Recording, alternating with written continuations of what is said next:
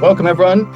Today we have our second webinar from our Innovation 2.0 series, in which we'll discuss how we've integrated AI into the innovation process to increase the speed, quality, and ability to deliver your ideas to market. So Innovation 2.0 is already delivering some exciting results for our clients, some of which are on this call, but it's important to remember a recurring theme that I will emphasize today. We see AI as a tool to enhance existing skills and human expertise, not replace them. Human creativity and critical thinking have become even more important as part of this process. And it's now being joined by an emerging skill set of effectively collaborating with AI, which we'll also cover today. Most excitingly, though, we have some practical examples of this working in action, which is what everyone's been asking for since our last webinar. So today, I am joined by Caitlin and Ryan from Good Innovation, who'll be talking about projects with Wood Green and Mixed People. And we also have Maddie from WWF, who'll be talking about how WWF are using AI in their innovation team. So make sure you stick around to hear what they have to say. There's some awesome insights they all have to share. First, before we get to that, I wanted to reiterate what brought us here.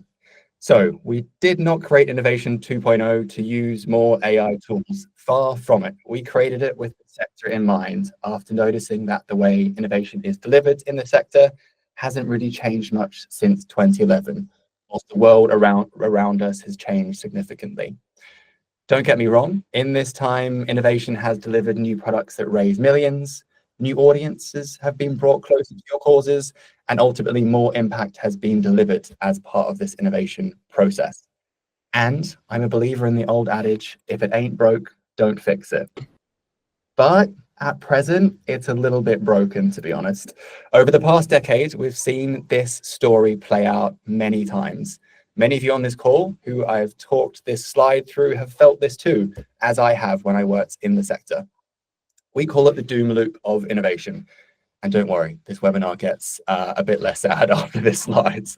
So in this loop, you'll see a new innovation team get set up. There's a lot of excitement internally in the charity about the potential for innovation to help deliver on your mission. You'll see that team develop new ideas, but few, if any, of these ideas actually get launched. Often these ideas get stuck in what I like to call organizational treacle. Over time, as few ideas get launched and even fewer end up succeeding, those exciting expectations aren't met. Innovation ends up falling down the priority list, budgets can get cut, and in many cases, the innovation team everyone was excited about can leave out of frustration or get disbanded. Then you leave it a year or so, the charity remembers it needs innovation more than ever before, and they recruit a new innovation person, the loop starts over again. So we believe that something needs to change with how innovation is done. And as this quote says, continuing as we are going isn't going to be the solution to the problems that we face. There's no doubt that innovation is hard and things will fail. That's part of the process, but we know we can work even harder for the sector than it has been. Ultimately, and this is the exciting bit, it gets better from here, through sharing Innovation 2.0 and the thinking behind it and working with amazing clients like yourselves on this call, what happens if we nail this? What happens if innovation goes from being stuck in that organizational sludge to this virtuous circle where innovation is consistently delivered? Excitement builds, new ways of working is being adopted, and the successes, along with the expected failures, start delivering sustainable growth for your charity. That's the vision we want to work towards. And that's the driving force behind Innovation 2.0. It's a new approach designed for the charity sector to help you start to break free of that doom loop cycle. Boiling it down, it's a process that's been improved in two ways. First, it's been streamlined, and AI tools have been woven seamlessly throughout the process, throughout every step of the process, to speed things up and help you deliver higher quality outputs. Secondly, it's delivery focused. So as part of this process, you can see there's an extra 2 steps. It's a longer process, and we treat delivery as part of the process itself rather than an afterthought, which many existing approaches do. And our next webinar, early next year, will focus on our new delivery launchpads methodology in more detail. The benefits of Innovation 2.0. So working on projects with clients so far, we've seen three main benefits. The first one is increased speed. This isn't just speed for speed's sake. It's about avoiding that organizational sludge I've mentioned and consistently delivering innovation so that among those failures, which innovation has, you get the wins you need to grow your portfolio over time and hit those targets and expectations you've been set. The second is greater quality. This is my favorite benefit because I didn't expect this. It actually frees up human time in this process so that humans can focus on where the magic happens in the process, which is about taking ideas from good to great, which is a real human skill. Finally, it's also about delivery focus, which I've already mentioned and touched on as something we've built into the process rather than it being an afterthought. And today we'll be discussing exactly how AI tools help you do these three things, which is one key part of the story. So I want to start briefly by talking about our approach to AI, as this is an important foundational piece and it informs the process itself and all of the tools we use and will be discussing today. So this is an obvious thing to say, but it's an important thing to say. AI isn't going to solve that doom loop of innovation we've just talked about, certainly not on its own. People are, but there is a role here in how we can use AI to help unlock human expertise rather than replacing it. And to create Innovation 2.0, we tested over 100 tools and use cases across the innovation process and continue to do that as new tools emerge and their capabilities improve. We've done this with the sole aim of assessing which of those tools make the most of human expertise, and we don't use ones that don't meet that criteria. It's also important to say that AI can do an incredible array of things now. It doesn't mean it does them all well or that it should do them. And Caitlin actually has a good example later in her case study, around an example of her deciding consciously to do something that AI could do, but she kind of prefers to do it herself because it's within her skill set. So it's about kind of making those balances and decisions as you go. The second thing about our approach I'll touch on is the principles that have guided Innovation 2.0's AI use, starting with the notion that humans are at the very core of the process and always will be. This isn't about doing Asana or a TikTok and looking to replace humans with AI. It's definitely not that. Secondly, transparency and explainability is also really important when it comes to how we use AI. And with such a fast-paced environment, with these tools adapting and coming out every single day, continuous learning is the only way we can keep up. And last but not least, ethical data handling is a priority on every single project and something we take seriously and into account for every tool we use in the process. Now, let's look at what this looks like in practice across the innovation process. So when it comes to Innovation 2.0, I guess we're calling it human and AI innovation for a reason. The human always needs to be in the loop, and there's three key skills to doing this really well. The first one is AI literacy. So humans in the loop need to understand how these algorithms work. It will help them identify biases or errors in AI outputs and understand what the different strengths and weaknesses are of using different tools for different use cases. This also includes the skills of how to prompt AI, how to frame the right questions, and then knowing how to guide and train AI to be a better co-collaborator. Ryan and Maddie will be touching on some of these skills in their case studies. The second one is innovation expertise. Now, this is somewhat counterintuitive, right? But I think it's really interesting because this has actually become even more important in our Innovation 2.0 process, because you need to know and have some experts in this process that know exactly what good looks like and have the ability to define the relevant data and example outputs that guide AI towards meaningful results. On its own, AI is going to produce rubbish answers for you. Guided with expertise, though, it can be an awesome assistant that helps maximize your existing expertise. The final one, another really exciting one, I think, is creativity. So AI is fantastic at streamlining processes, being efficient, and also assessing feasibility in your innovation process. But innovation still requires human creativity to find directions, opportunities, and approaches that AI might not suggest on its own. And I think the exciting thing here is that humans and AI together can be more creative than just a human or just an AI. And there's an amazing study, and a few of these emerging at the moment. There's one from the Harvard Business School that shows that human-only ideas are the most novel, AI ideas are the most feasible, but the best ideas of all came from a hybrid approach, which is when AI and humans work together. And this is the real sweet spot that Innovation 2.0 hits.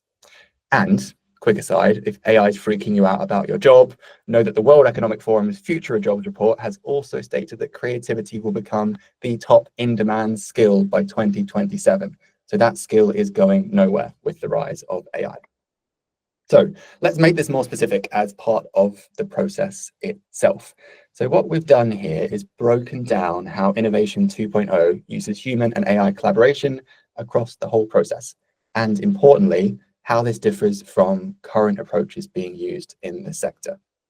We've categorized it into 3 buckets: research and insight, idea generation, and idea validation, which are roughly the 3 key stages you go through in any innovation process. So let's start with research and insight. This is generally the initial stage or stages in any innovation process, and it can usually go in the sector at the moment in one of 2 ways.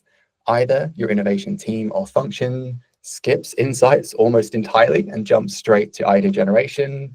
I've been there, I've done that. Or the other route is you conduct some really extensive, time-consuming primary research in this stage. The first approach means you can miss some critical insights. You're kind of jumping ahead too early. The second approach can blow your innovation budget fairly quickly. It can also take weeks and days to synthesize those findings. And you might find that some of your insights are actually off target at this early stage, as you're not quite sure what direction your brief is heading in. So it's quite tricky to get some really valuable insights that early. So Innovation 2.0 takes, I guess, a bit more of a smarter and pragmatic approach to these stages. It can maximize your investment by drawing on insights from multiple sources and not just relying on one. And it doesn't just rely on expensive focus groups or primary research. And AI plays a critical role here. It can boost your research capabilities with tools like Perplexity, which anyone can use.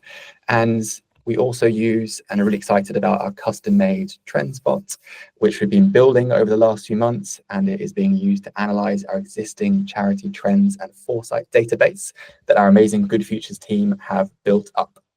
Additionally, in this phase, tools like synthetic users can be amazing to provide some rapid audience insights early on in the process, and they can either supplement human insight, so you need a bit less of it in this early stage of the process, or they can generate insights where you wouldn't be using insight anyway. So I think one thing to say about synthetic users, and we can touch on it a bit later, is these aren't just made up audiences. I think the name can be a little misleading. They are audiences that are trained on hundreds of audience studies, social listening tools, and the vast training data of large language models. So they can get you some really quick, interesting insight quite fast, whilst they're not perfect. So AI can also help cut through the information overwhelm at this stage. It can analyze massive amounts and volumes of data, whether that's existing or new, and you can say goodbye to endless days spent writing workshop materials up and struggling through unaided data analysis. That time can be spent later in the process. To be clear, in this stage, AI does not replace human insight. This is just a pragmatic approach that lets you move quicker. It also allows you to draw on a much wider range of data that a human alone would not be able to analyze, and it can save you time and budget for later in the process when you have some real tangible ideas that could benefit most from human testing. So that's the first bit. That's how we approach research and insights in Innovation 2.0. Next up is idea generation. And I guess this is the part of the process that is most often associated with innovation. This is because traditionally, this involves a big workshop with lots of post-its where staff come together for a couple of hours to brainstorm ideas. And while this can lead to some great ideas, participants are often starting from scratch with little context, resulting in a limited number of high potential ideas for a truly robust innovation process. Plus, valuable sprint team time is often spent preparing for and writing up the workshop outputs. This can take another few days out of your process when human time could be spent better elsewhere. So Innovation 2.0 makes idea generation more effective and more efficient. We use specially trained AI tools to generate over 100 initial ideas through collaboration with GI innovation experts and the Sprint team. So staff workshops don't just start from that blank piece of paper. This approach maximizes staff expertise because you'll always know more about your cause than AI, and it enables you to build on AI-generated ideas and create some truly novel solutions with that hybrid approach that I just talked about. That workshop also allows existing staff to kind of come up with their own novel solutions in kind of human-made ways, but just doesn't mean they start with a blank piece of paper. It gives them something to work with, which ends up with higher quality solutions. So AI tools can also help you write up, and they're really great at prioritizing that long list of ideas really quickly, and can also help you refine those ideas whilst considering, even at this early stage, things like feasibility and delivery, and the kind of factors you need to start considering at this stage, as well as the commercial viability of your ideas, even at that long list stage. So the result, you get more ideas, you get higher quality ideas, and you get better prioritization. So you don't overlook some of those hidden gems that you find in your long list. The third and kind of final stage I will touch on is idea validation. So this is where you move ideas off the slide deck or the piece of paper and bring them to life for testing with your audience. This is often when you start running into that organizational sludge that I mentioned earlier. This is generally the step where projects start to slow down due to limited capacity in supporting teams. And the new innovation idea that is just on a piece of paper is rarely anyone's priority, right? For obvious reasons. Sprint teams are also so busy at this stage trying to get things moving, filling out briefs, going to meetings, trying to convince people, that they sometimes even jump straight into an expensive pilot just to avoid all the hassle. I've done that before when I was in the sector. So this means you either move too slowly, relying on internal teams, bad, I'd say, or you skip validation entirely and dive straight into an expensive pilot. More bad, very risky, I'd say, and I've definitely been there as well.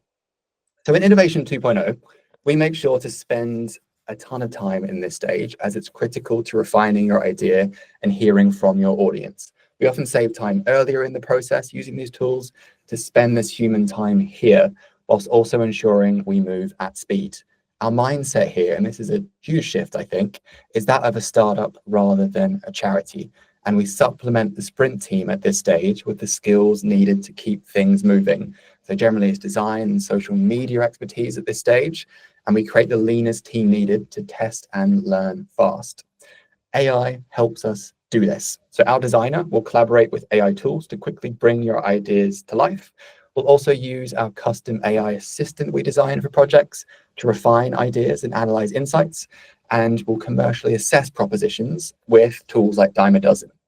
We also use tools like Jasper to help create content, and there's amazing tools like AnyWord at the moment, which help you predict and refine marketing content and give you a good sense of what your ad performance will be before anything goes live. Our next webinar will be diving into much more detail around our delivery methodology. But for now, hopefully that shows you how Innovation 2.0 helps you speed up the process, delivers higher quality outputs, and helps you bring your ideas to market faster. So before I hand over and we dive into the case studies, I wanted to quickly highlight the new range of Innovation 2.0 offerings we have built to help you deliver results and build your own capabilities. So first, we have those human and AI sprints I've just talked about, and Ryan will be going into a bit more detail of what this looks like. Next is the delivery launchpads, which Caitlin will touch on around how we're using AI tools in this space. And as I mentioned, our next webinar will be focused purely around that methodology. The AI Innovation Playbook is a bespoke guide for how your charity can use AI innovation tools effectively. In that project, we'd help you identify some use cases, test out some tools we've tested before, and make the case internally for your team to start using some of those tools and adopt them in your organization. So finally, we also offer some AI innovation training sessions, as I just kind of talked around how important AI literacy is to this whole process and also the future of work. So this can be either Innovation 101 sessions, which can be run with a huge range of staff, or more kind of specific and in-depth masterclasses on specific parts of the process. One thing to touch on before I hand over is I mentioned the doom loop at the start and that whole vision around how we can solve it together. And it's the core challenge we're looking to tackle with Innovation 2.0. But the truth is, running just one sprint won't break that doom loop, right? That's why we're so excited to launch Innovation 2.0 Labs. So these are longer term, 6-month plus partnerships we're working on with clients, which is aimed at transforming your entire innovation program. That can mean generating multiple new ideas in that period, whilst also setting you up to keep innovating well into the future. With that, let's bring some projects to life, because I know everyone's excited to hear about some of these case studies. So I'll now hand over to Caitlin, who will be sharing more about our work with Wood Green. So over to you, Caitlin. Sweet. Thank you, Ben. Cool. So I'm going to share a little bit about how we're using AI on a project we're currently running with Wood Green Pet Charity. So we've been using AI essentially to supercharge user testing by gathering and analyzing feedback quite quickly. And so some of what I'm sharing today is quite literally hot off the press, as we used some of these tools just last week. But we're already seeing some really interesting insights from them. And yeah, excited to share what we've learned so far. So before I get into what we did, just a little bit of context about this project. We're basically supporting Wood Green to design 3 new digital services for pet owners. And the services have been built and we're currently testing them with real users in a test environment. So just a bit of context so you have some information about where we're at in the process. And because this is a delivery project and we need to move quickly and iterate at pace, AI has been really useful in getting us further faster at specific crunch points where we need to gather data, but also move quite quickly. So there's a real benefit for it there. So we've specifically used it in the following 4 ways, and I'll go into a bit of detail on how we did this exactly across each of these use cases. And then on the next slide, I have a little bit of an example of what that looks like in practice. So first of all, we used it for rapid concept validation. So we had some initial prototypes going into this phase of the project, and we were at the stage of kind of being ready to build those into actual working services. And so before, piling a whole bunch of investment into them, we wanted to do some kind of rapid concept validation before building them out. And essentially what this was to sort of sense check the concepts before building them. So to do this, we use synthetic users, which Ben already mentioned, and I know was mentioned on the last webinar, but a bit of context. It's essentially a platform that creates AI-generated personas, and it essentially simulates user behavior. So it basically allows you to test products and gather feedback without needing real users. And this worked really well because we had a really clear persona for this project and a very defined series of concepts. So we got some interesting feedback from synthetic users at this point that was actually really spot on from what we heard from real humans in the previous phase.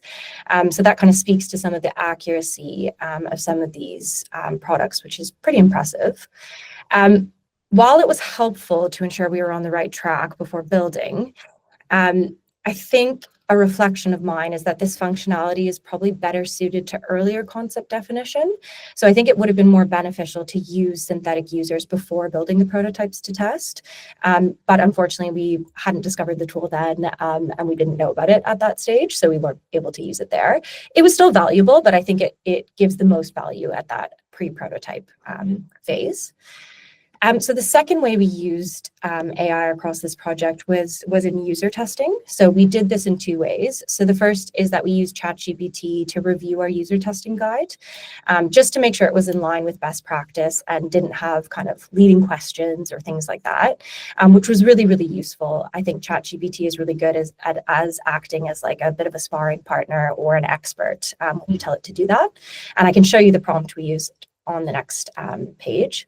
But yeah, we basically wanted to make sure we were on the right track and kind of asking all questions and getting the most out of user testing. So that's where we used it in the first instance.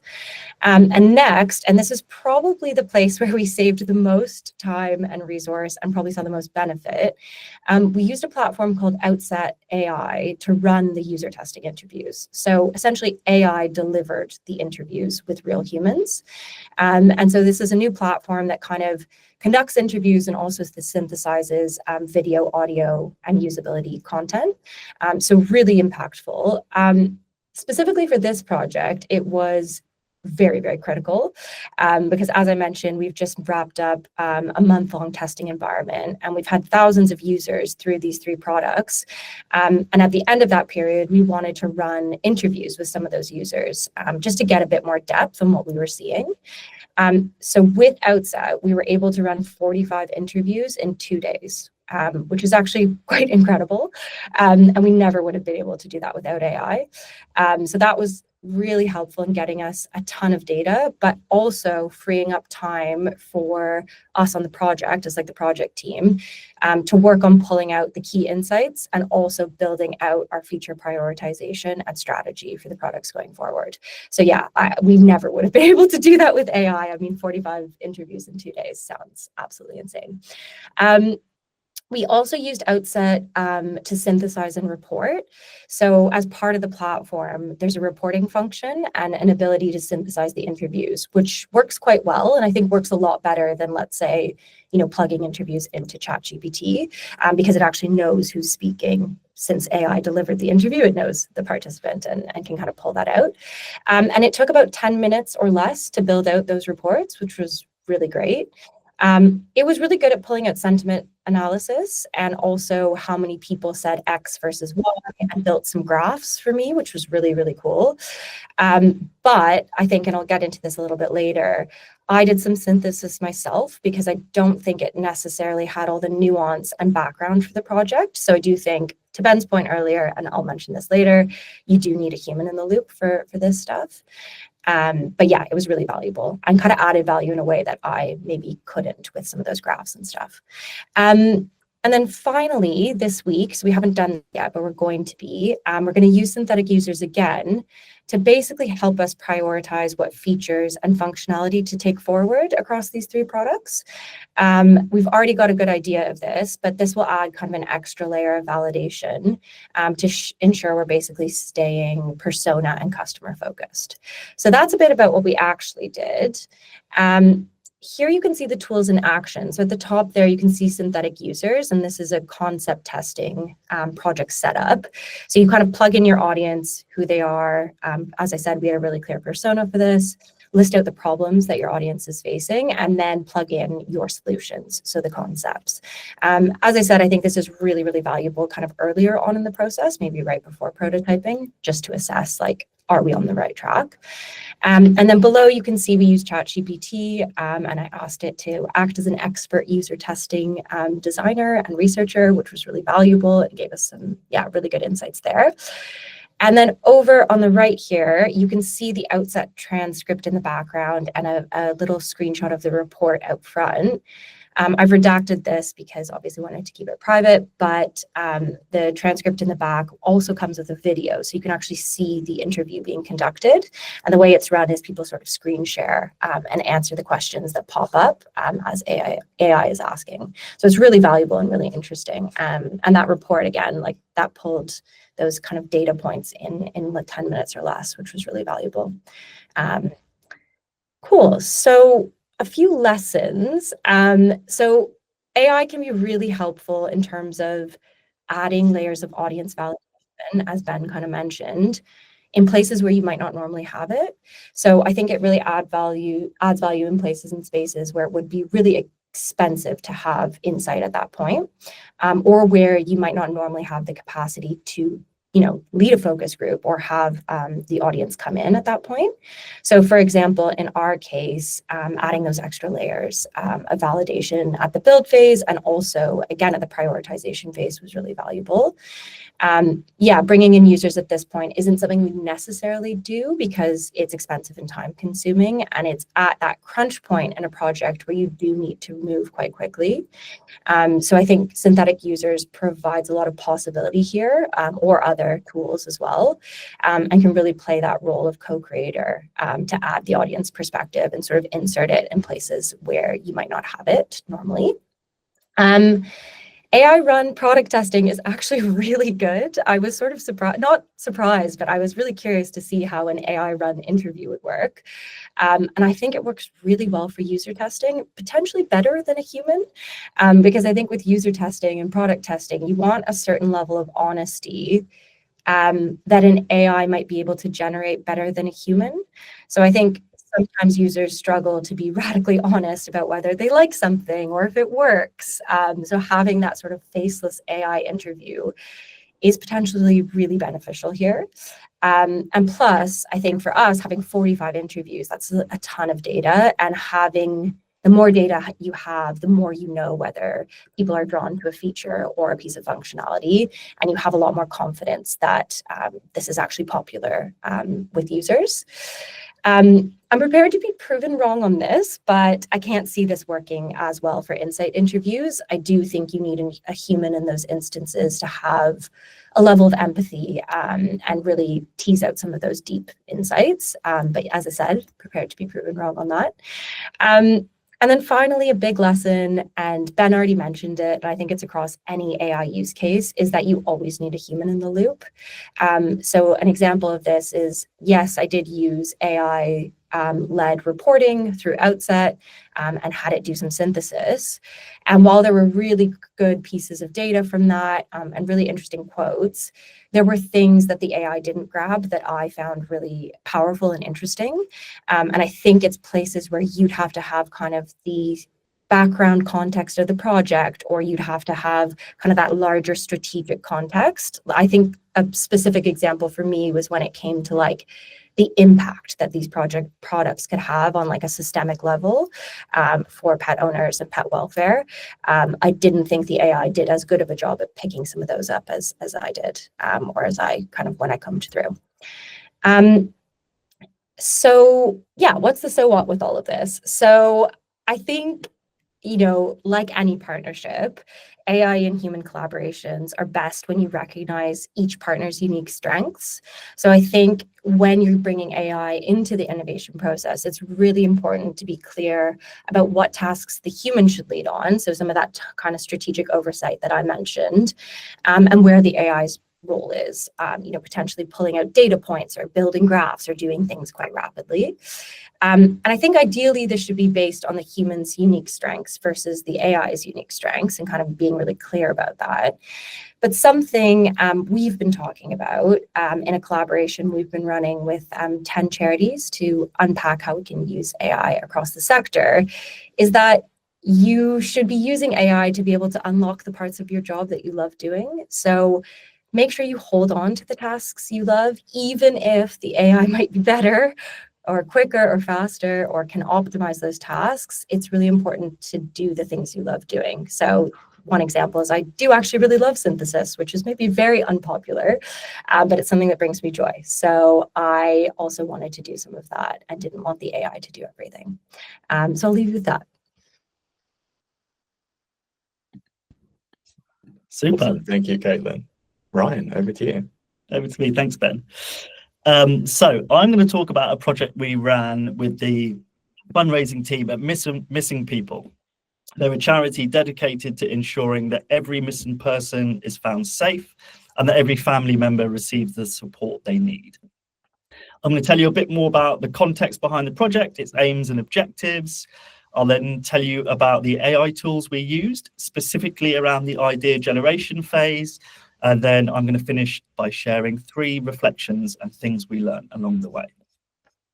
So let's start with the objective, which was to help them define, test, and deliver a new mass fundraising proposition that has the ability to deliver sustainable long-term growth and income for the charity. Missing People don't have the same level of brand awareness as some of the other charities out there. And unlike some of the bigger charities, they don't have the same budgets to continuously test and develop new ideas. And both those things are really important context for this project, because we needed to help them find an idea that was going to cut through a really busy mass participation market without that same level of brand awareness, but also something that the team would have really high confidence could deliver income in the next 1 or 2 years. And there were 2 principles we needed to follow when we ran this project to make it a success. The first is we still needed to take an audience-led approach. And secondly, it was really important to make sure that we did multiple rounds and stages of testing, learning, and iterating in order to prioritize down to the leading idea they took to pilot, so they had as much confidence in that idea as possible. In this project, we had 3 or 4 quite different audiences that we wanted to involve in the process. We had their corporate partners, we had people that were closer to their cause, we had some of their really committed volunteers. So quite broad and varied.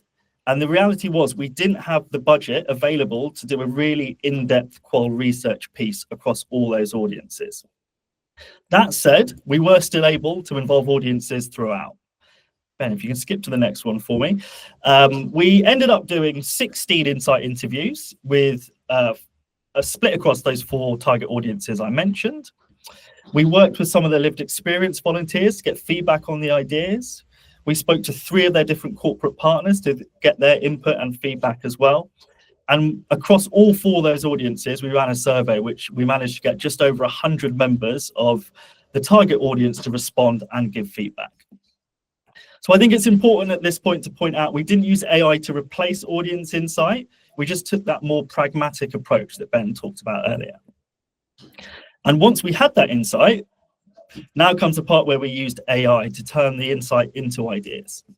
And for this project, we built a custom GBT on OpenAI. They're essentially custom versions of ChatGPT you can build for a specific purpose. They allow you to create a tailored version of ChatGPT to be more helpful at specific tasks. You can set them up to do loads of weird and wonderful things, to learn the rules of a board game, to help teach your kids maths. But in this case, we needed a custom GBT that would be essentially our idea generating machine working alongside us as a team. And once we'd set the custom GBT up, we were able to plug in so much information to help ensure it gave us better, more informed outputs. To give you some examples, we told it a lot about the charity, what makes it special and unique, its vision, its mission, its brand. We also told it a lot about the services that it offers to provide help to people affected by the cause. We were able to, secondly, give it a lot of insight and data around mass participation events. So it knew what worked and what didn't, what the latest and emerging trends in that space were. And finally, we gave it instructions on how we wanted it to respond. As I said, we wanted ideas that would really cut through. So we could ask it questions like, give us an idea that would get someone fired for creating it, for example, and it would spat out quite weird and wonderful things. Or if we wanted an idea that really closely aligned with the cause, we would ask it for ideas linked to one of the services they provided. And because we'd fed it with that information, we found actually it gave us some really useful, less obvious answers. And I think the main point for me here is that we didn't just jump on ChatGPT and ask it for ideas. Building a custom GBT in this way gave us something much more valuable. So we all know how important the stage of turning insights into solutions and ideas is. Ben already alluded to this, but I think of lots of conversations I have with innovation teams across the sector that are looking for new and better ways to generate ideas. They'll tend to say things like, we run a workshop with the same people every time, and we can't keep relying on them. And it's really hard for that group of people to always come up with new ideas. What that means in practice is we only end up with a small handful of good ideas to work with. And here's where our custom GBT helped overcome that problem. With the really limited time we had, we were able to really quickly develop 50 ideas. And that was by combining the workshops we did with real humans with the custom GBT to help us come up with ideas we might have missed. Ultimately, meaning we got to a much greater quantity of ideas to work with. We very quickly got to 52 ideas that we started prioritizing and working with. What this also meant, and Caitlin alluded to this point as well, is it meant we could focus a lot more of our time where we could add the most value. By using AI to really efficiently get to that long list of ideas, what it actually meant was we could spend a lot more time stretching, building, and prioritizing those down further. So we've become pretty experienced, as you'd imagine, in spotting a good idea and a bad idea. So within a day, we were able to really quickly get from 52 down to 25 really strong sounding ideas. And this point around efficiency is really important. I think every innovation team, no matter who you are, has a finite amount of time and resources. And as much as we'd like to spend weeks and weeks on every phase, the truth is we're just not afforded that luxury. And it wasn't just in getting to lots of ideas quickly that we were able to use AI to get those efficiencies. We also came back to it when we'd had some feedback from the target audiences that got us down from 25 to the next batch of the 12 strongest ideas. And in this case, we were preparing for a prioritization workshop with some of the senior team to pitch those ideas and help us get down to the leading 3. One thing that can take huge amounts of time in that process is bringing 12 ideas to life properly. What it often means in practice is you might work with a designer to create some visuals that bring that idea to life. You also need some really compelling copy that bring the ideas and some of the cool features to life too. I'd say typically that would take me probably 2 to 3 days at least to do that well. But actually what we did in this case, we came back to our custom GBT to write the first draft of the copy, which actually took it less than 10 minutes. And we used tools like Midjourney to create some of the visuals, which cost us nothing and took about half an hour. I think the important thing to remember here is we only needed this for an internal workshop, after which we'd be getting rid of 70% of the ideas anyway. The copy didn't need to be perfect, the visuals didn't either, just good enough to pitch the ideas back to a senior team. By using AI to get to a first version of the copy and bringing our experience and our skills to that, as we've alluded to throughout, I guess, it's harnessing the best of the human and the AI tools. And it meant we could cut tasks down that would take 2 to 3 days to about half a day. So saved us loads and loads of time and got to a really good output. So just to recap our 3 main learnings from this. Building a custom GBT is so much better than just asking ChatGPT what the answer is. The more you put into it, the better it spits out. It helped us create loads of efficiencies, as I've talked about, which meant that we could spend the time where we actually add the most value, where our knowledge and skills were most valuable. And it's a really great way to help you bring your ideas to life, which actually gives you something much richer to present back to senior stakeholders and actually much easier for them to assess and prioritize ideas. So that's a bit of a snapshot from me. And I think I'm going to hand over to Maddie. Hi, thanks, Ryan. Hi, everyone. I'm Maddie. I'm an innovation manager at WWF, and it's so great to be joining this today. Some really interesting insights already. At WWF, we, like many of you, might have quite a small innovation team. We're a team of 3. Our budgets are quite tight, but we've been adopting AI as a virtual assistant to help us speed up and expand our innovation projects. Naturally, I think last year there was a mix of enthusiasm and skepticism when we started using AI to support our projects. If we could go on to the next slide, please, Ben, thanks. But something that we heard at the Board of Innovation last year was that AI won't replace us, but people who use AI well might begin to. And I think this helped us as a team feel really excited about what we could achieve. So we started to play around with it, coming up with name suggestions, generating images to bring product ideas to life, all the things everyone's done, planning our holiday itinerary, that kind of thing. And then we started to think, actually, how can we really use this to bring AI into our projects and make our lives much easier. So today I'm going to talk through a project that I ran with our youth engagement team, where we were looking to create a new product to engage teenagers with WWF. We followed a really standard innovation process: research, insight, ideation, testing, and development. And at some points, we felt we could not only speed up the process, but also inspire broader ideas. And we used GPT-4. We used the enterprise version of that. But what I've done today is I've replicated some of the prompts on Copilot as well, for an example. So firstly, we started with our idea stretching, We came out of our human ideation session with over 200 ideas on Post-its, and then we spent all that time that Ryan said grouping them, deduping them, cutting them down based on our project objectives. So I'll definitely be taking those learnings on for next time. But we came out with our 12 sort of feasible ideas that were based on our insights for our target audience. They were just a paragraph or so detailing what the idea could be.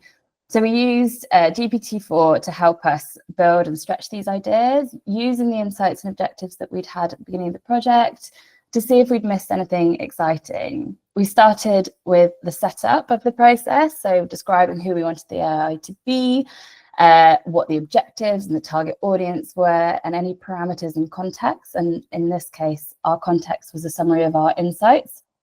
I would say this is one of the most important parts of prompting, as it's been said already today, because you're giving the model really clear instructions on what you want to get out of it. We then asked it to suggest additional features of the idea using the context and then we decided whether or not to amend the idea based on these.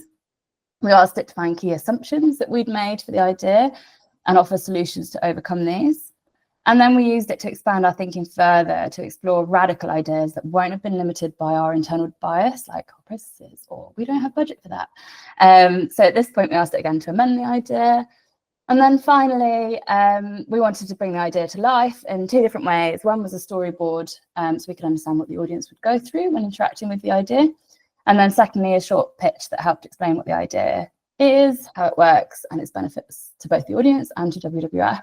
In this case, we asked the AI to pitch it to our CEO, but you could pick anyone like the target audience, Dragon's Den investor, and it would change how it would pitch to them. So I'm going to show you a real-time example of using the prompts and what it came out with. This will go quite fast, so you won't be able to read everything, but you'll get a gist of what you can inspire through using planned prompts and questions. I also talk to the AI quite nicely, so I say lots of please and thanks. I'm sure other people do too. It's a bit weird. So as you can see, I start with setting the scene, prompting Copilot to imagine they're the best innovation consultant in the UK. I detail what I'm expecting from the response and the project objective and target audience of 13 to 17-year-olds. I then copy and paste our 2-page summary of our insights about young people. Once I have the Copilot's understanding, I provide one of the idea outputs, just a few lines, bullet points, briefly explaining the idea, and I ask that it understands the idea. So this is where I start with the prompts.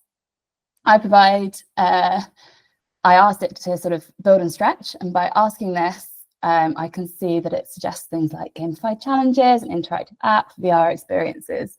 I decide to add in ideas 3 and 5 as additional builds to my original idea, and ask it to redo a description to include these. So for this example, I just picked 2, but this is where you could bring in something like synthetic users to help determine which ideas could be really good to build into the original. So we have an updated idea, but I need to know what assumptions we've made that might trip us up in the future. So here AI has detailed 5 and how to overcome them. At this point, I didn't review the idea description and kept this knowledge for future builds, but actually you could add that in here if you wanted to too.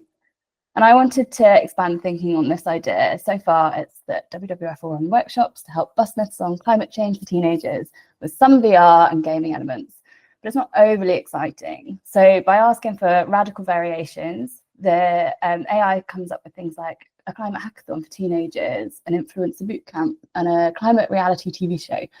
None of these came out of the idea session, but they all meet the insight and objectives.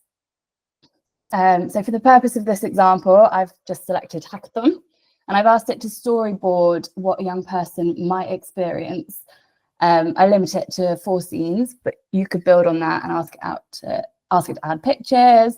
And this helps us bring the idea to life, and not just sort of what Ryan was talking about that internal process of we just need a really quick visualization on how an audience might interact with our idea. And then finally, a pitch to WWF CEO. By limiting to 100 words, you can see that AI clearly sells the positive impact of the idea, how it works, and the benefits to teenagers in WWF. I haven't sped this up, but I did write all my prompts out beforehand and spend a lot of time deciding what it was I wanted to prompt the AI. So you can see that in sort of 2.5 minutes has come up with loads of different ideas. It would take longer than that in real life, but it's a really good start. So we then narrowed it down to, so that was our 12 ideas, and we needed to narrow it down to 5. A few of us could sit in a room discussing what would work best, and we have and do still do this. But we wanted to see whether AI scoring would lead to similar results, so we decided to test it. We blind scored our ideas. 3 of the project team set our own criteria, which is fairly standard. We had our project objectives, we had feasibility, opportunity, etc. And we scored the ideas ourselves, and then we plugged the same criteria into GPT using the same insight, context, and project objectives, and asked it to rank the ideas and present it in a table.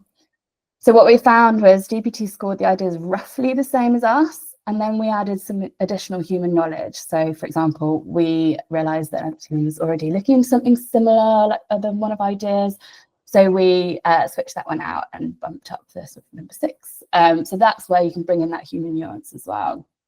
While this didn't save time the first time, because obviously we tested it alongside, in future we might look at using this to score our ideas first and then bring in the human lens afterwards to narrow them down quicker. So finally, my top tips for bringing AI into your work as your innovation assistant would be optimize for brevity. This one is so basic, but it's become one of my favorite phrases, even though I would never actually say this in real life. It's a great way to get really concise, clear answers before you plug in lots of data or prompts. And then linked to this, never underestimate the importance of setup and clear prompting. We've said it a lot today, but if you spend all that time writing out your setup and your prompts beforehand, building that sort of personal GPT as well. One learning we had from the building and stretching phase was that many of the responses started to come out the same. For nearly every idea, GPT was suggesting an app or gamifying it. And what we realized actually was that it was using the insights to create ideas. So essentially it was going back to that ideation day rather than building on the current ideas. So we just had to quickly review what we were prompting and not be afraid to do that, also change things up a bit to get what we needed. And finally, always check. So as with that example, we changed it, but also you can see from this image, which is bringing to life a green billboard for WWF. We have a crying panda, we have illegible text, we have a strange monster mushroom, and a new species perched on a pole. So this was on Bing Chat back in maybe November last year that we used it. So I'm sure things have changed since then, but we will always need that human knowledge, creativity and experience to go alongside these developments. And this is perfect for bringing to life an idea internally, but we would never put this externally. I'm just showing you today to sort of for a bit of fun. Also, we started using AI when it wasn't great, but it will start getting better and better. So if you can start using it now, you'll be in such a great position for the future. And we're continuing to explore AI in our team, and our next plan is to bring in synthetic users. So really interested to hear Caitlin talk about that as well. I think integrating synthetic users into that build and stretch phase will be great, and we'll be able to quickly test the builds to determine direction. So that's just a really quick touch on how we've been bringing AI in as our virtual assistant to speed up and broaden our process. So thanks for having me today, and I'll pass back to Ben. Amazing. Thank you, Maddie. I was just trying to work out what type of animal that was, but it looks like a completely mystery made up It's one. so weird. Love that. Thanks for our speakers. That was really cool. Hopefully that gave you, I guess, some practical examples of how AI can be used right now. But just to say, if you want to reach out and talk more about this, my email is there. And if you're looking to get more out the door, have greater impact and get more wins, Innovation 2.0 should be exciting for you. Now, we've got a few more minutes, so I'm going to stop sharing, I think, and try and get through some of those questions. I think we can stay on for a few more minutes to try and get through a few more, because I've seen some really interesting questions. But over to Ryan. Thanks, Ben. So we had a question that I think, Caitlin, you answered because it got asked before that, but just to clarify, someone was asking whether we're using these tools in services projects too, and the short answer is yes. I think we've been thinking a lot about actually we can use them in exactly the same way in a services context, and we've been using them more and more. Woodgreen is one example, but there are a few other examples there as well, where we can use some of these tools to achieve those same efficiencies and do lots of the same things that we've talked about. Next on the list, we had a good question from Rob, which actually I want to know the answer to because I'm searching for one of these as well at the moment. And Ben, I don't know if you have the answer, but Rob was asking if we found any tools for prototyping, so tools like a text to wireframe tool, for example. Yeah, I'm going to be honest, Rob. There's a bunch of them out there. Most of them are pretty crappy right now, but are improving. So what we do as part of Innovation 2.0 at the moment is use some of those like image generation tools for quick prototyping. And then we work with one of our amazing designers who are really good at working with some of those tools. There's also some embedded in Adobe, which are pretty good for some of this stuff. But if you're looking for like an out of box, like text to wireframe tool, there are a couple, but I wouldn't want to recommend them because they're still a bit buggy, and I'd say not perfect if you're looking to actually show that stuff to end users. I would say, Rob, keep an eye out. We'll definitely share like a list of tools at some point, and they're improving so far. So I can see that being an area within the next few weeks or months that gets to a spot that is good enough to start using. And if you find one, let us know as well, because that's seeing a thumbs up. Cool. Nice one, thank you. We've had a couple of questions around sort of data protection. So Vicky was asking, with large language models, I should say, it learns from the data that you enter. How are we ensuring that that data is still protected?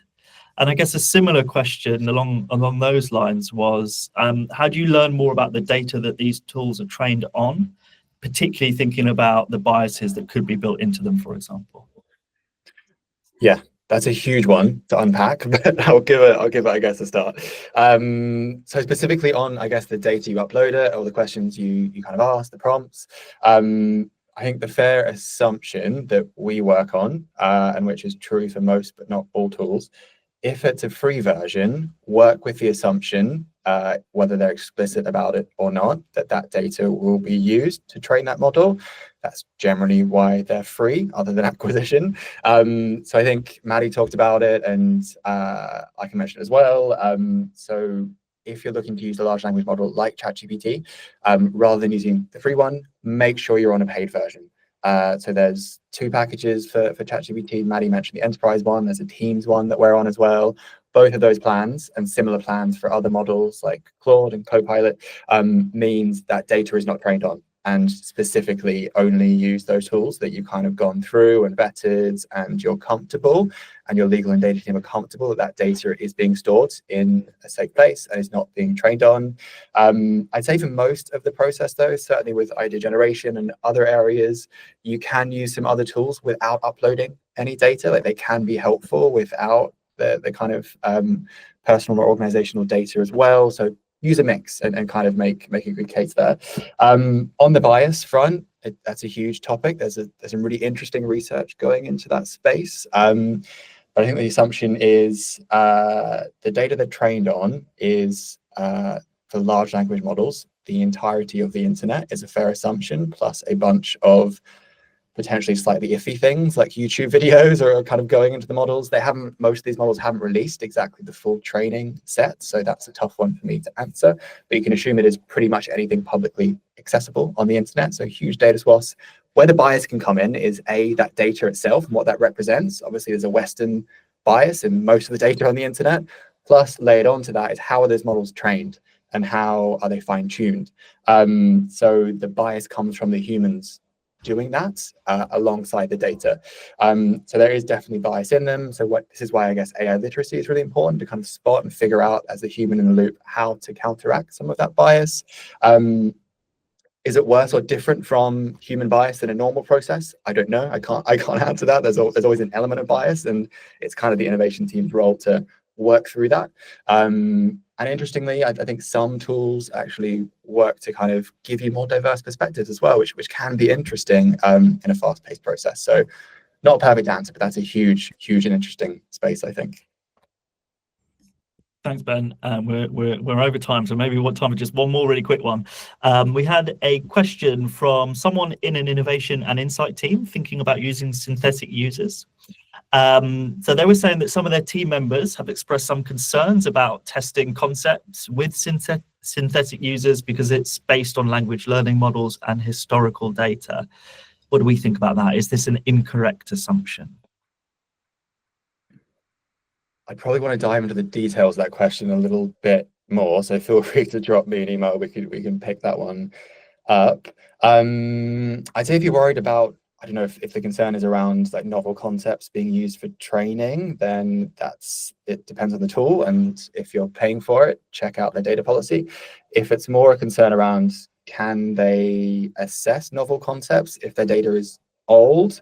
Depends on the tool, but something like Synthetic Users, which we have been using, it also feeds in up-to-date like social listening tools. So it is fairly up-to-date and keeps feeding in additional kind of human studies and qual studies and quant studies. So it is constantly being kept up-to-date, and those large language models are also kept up-to-date. But there are some gaps between the last training run. So, you know, it's never going to be as perfect as running, you know, a snapshot interview with an actual human about their life.